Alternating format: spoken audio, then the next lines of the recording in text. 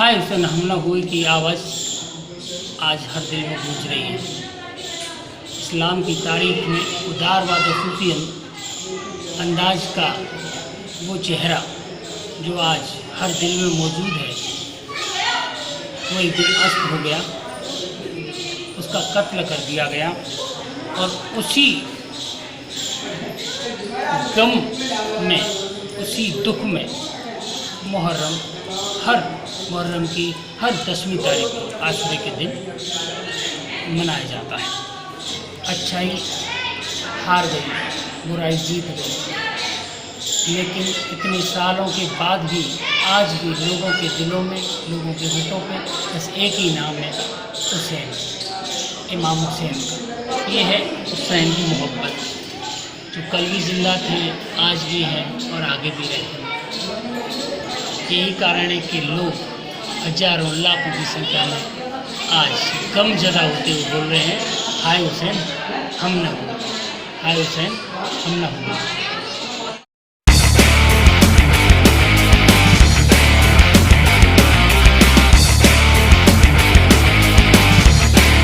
कत्ले हुसैन असल में मर्गे यजीद है। इस्लाम जिंदा होता है हर करबला के बाद।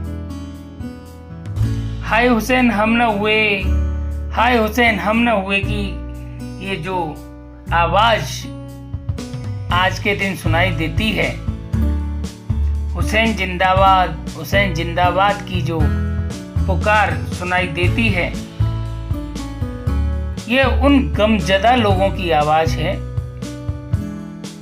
जो इमाम हुसैन को बेपनाह मोहब्बत करते हैं और अफसोस करते हैं, मातम करते हैं, काश करबला की उस जंग में मुहर्रम की 10वीं तारीख को काश हम भी उस दिन होते तो आपको यूं अकेले शहीद न होने देते। आपकी जगह पर हम अपनी कुर्बानी दे देते, अपने प्यारे इमाम हुसैन को यूं शहीद न होने देते। जहां में सबसे ज्यादा अश्क जिसके नाम पर बहा, जमाने ला गमे हुसैन का कोई जवाब ला।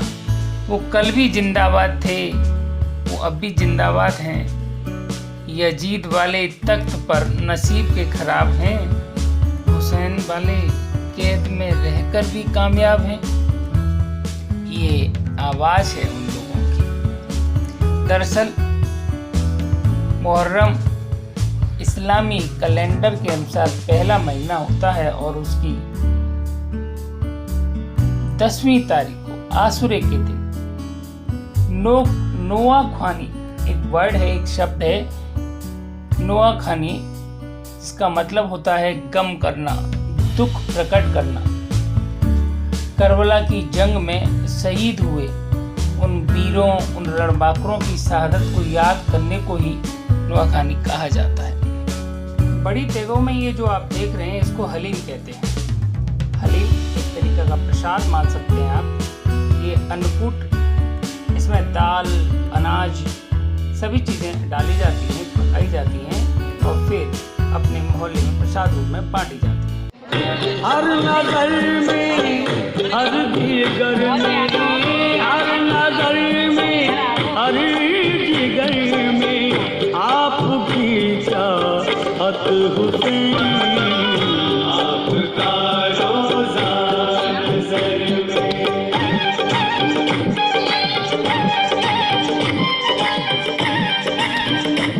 इस दिन प्यारे नबी सल्लल्लाहु अलैहि वसल्लम की नमाज से हज़रत इमाम हुसैन ने जुल्म और हैवानियत के खिलाफ सर ना झुकाते हुए अच्छाई, नेकी और लोगों के दिलों में इंसानियत का पाठ लाने के लिए अपनी जान की कुर्बानी दी। ना कि अपने पूरे अहलो अयाल, अपने पूरे ख़ानदान, अपने 6 माह के बच्चे से लेकर अपने जवान बेटे 18 साल तक के, अपने भाई, भतीजे, भांजे, सबकी कुर्बानी दी, मगर इंसानियत को, नेकी को ज़िंदा रखा, बुराई को, बदनीयत को हराया। आज दुनिया के अंदर हुसैन का नाम लेने वाले लाखों करोड़ों अरबों लोग हैं, लेकिन यजीद का नाम दुनिया से मिट गया। इस्लामी इतिहास की सबसे खास जंग, सबसे विश्व प्रसिद्ध जंग करबला मानी जाती है। उसका सबसे बड़ा जो कारण है वो ये है कि अली, हजरत अली पैगंबर के दामाद, चचा भाई, उनके बेटे इमाम हुसैन मात्र 70-80 लोगों के साथ इस जंग में कूद पड़े। मुआविया के बेटे यजीद के साथ उनका युद्ध हुआ और उस युद्ध में वो शहीद हो गए।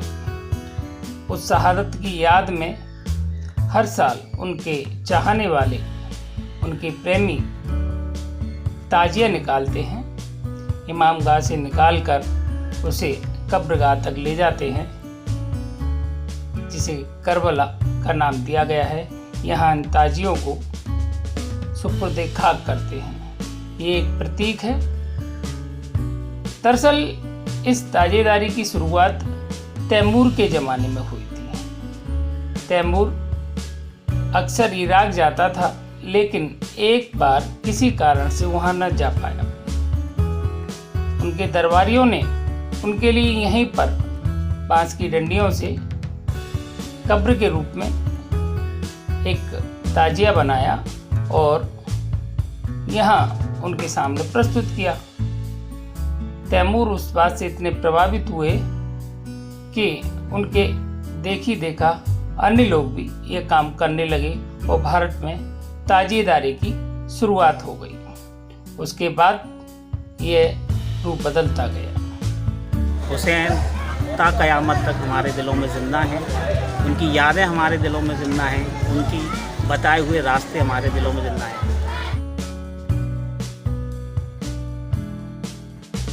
लोग रोज़े रखते हैं, गरीबों को दान देते हैं, यतीमों के ऊपर सर पे हाथ फेरते हैं, बेवाओं मिस्कीनों की मदद फरमाते हैं।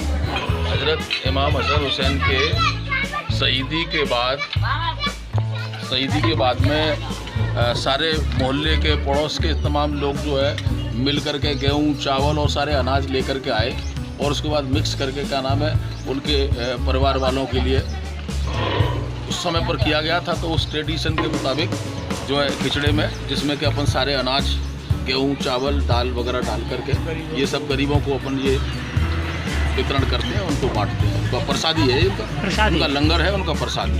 इसमें क्या नाम है सारे समस्त अनाज रहते हैं, दाल है, चावल है, गेहूँ है और समस्त दालें हैं। टोटल अनाज जो है ना, कोई भी चीज़ बाकी नहीं है इसमें। गेहूँ, चावल, दाल वगैरह सारे अनाज इसमें रहते हैं। इमाम आली मकाम शहीदान करबला जी, इनने हमारी कौम के लिए अपनी कुर्बानियाँ दी हैं और इनने हमेशा ईमान फैलाया है। ये हमारे नबी के नवासे हैं, मोहम्मद रसूलुल्लाह सल्लल्लाहु अलैहि वसल्लम के नवासे हैं और इनने अपने नाना जान का जो वादा किया था वो उनने अपना वादा निभाया है। नारे तकबीर, नारे रिसालत। ये हलीम एक मुहर्रम के उपलक्ष्य में एक प्रसाद है।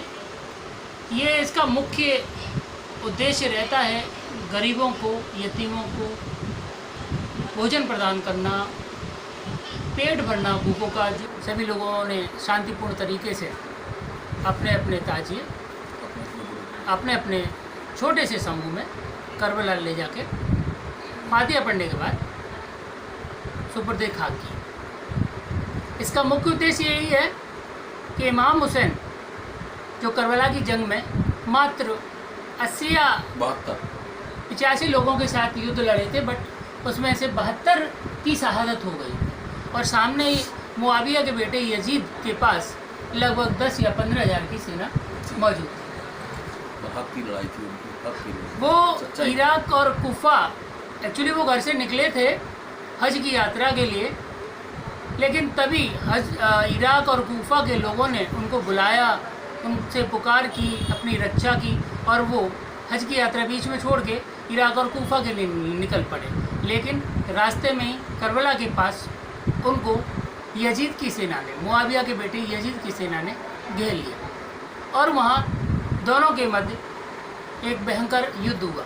हालांकि मैं इसको युद्ध कहने की बजाय, जंग कहने की बजाय एक परिवार का एक सामना कहूँगा, क्योंकि इमाम हुसैन के साथ बहुत ज़्यादा लड़ाके नहीं थे। उनका परिवार था जिसमें महिलाएं थीं, बच्चे थे, उनके परिवार के लोग थे, और उन परिवार के लोगों ने ही पूरी बहादुरी के साथ यजीद की सेना का सामना किया।